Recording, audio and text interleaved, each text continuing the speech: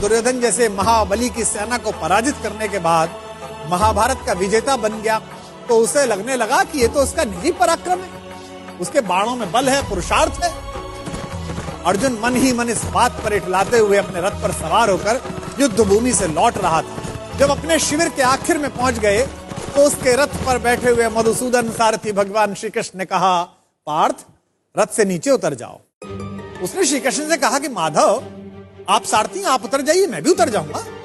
श्री कृष्ण ने कहा, नहीं मित्र, तुमसे कह रहा हूं, तुम पहले नीचे उतर जाओ।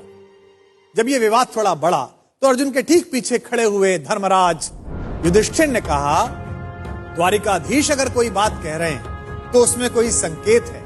अर्जुन को कुछ समझ तो आया नहीं। भ्रकुटी पर ताव देकर थोड़े अनमने भाव से अर्जुन रथ से नीचे उतर गया। अर्जुन के नीचे उतरने के बाद सब लोग जाने लगे तो कृष्ण जैसे ही रथ के नीचे उतरे,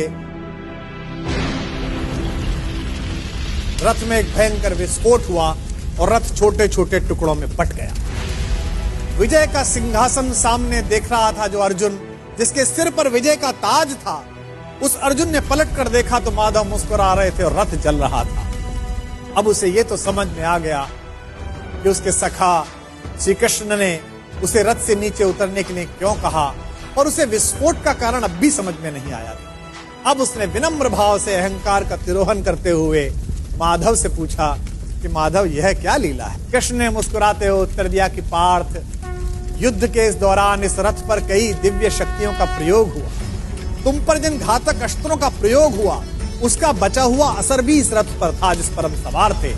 लेकिन वे सारे अस्त्र शस्त्र और वे घातक शक्तियां केवल इस कारण से काम नहीं कर रही थी कि मैं वहां उपस्थित था। अगर आज मैं इस रथ से तुमसे पहले उतर जाता अर्जुन, तो इस युद्ध को जीतने के बाद भी तुम जीवित ना हो।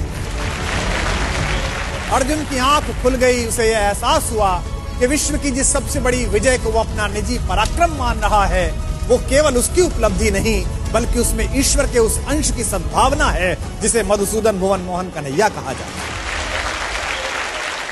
ये कथा ये बताती है कि सिद्धियों के मद में खुद को इतना शक्तिशाली मत समझो कि जिन्होंने हमें सिद्धियां दी हैं उन्हीं को आप आंखें दिखाने लगो। याद रखिएगा, आपकी प्रत्येक सफलता के पीछे कृष्ण जैसे ऐसे असंख्य लोग हैं जिनकी चुपचाप और अदृश्य शुभकामनाओं के कारण आप इस विजय रथ पर सवार हुए हैं। जब भी आपको यह लगने लगे कि आपने यह ऐतिहासिक उपलब्धि स्वयं की बुद्धि शक्ति के कारण पाली है, तो बस उन लोगों के बारे में सोचिए जिनके सहयोग के बिना आपकी ये यात्रा इतनी आसान नहीं।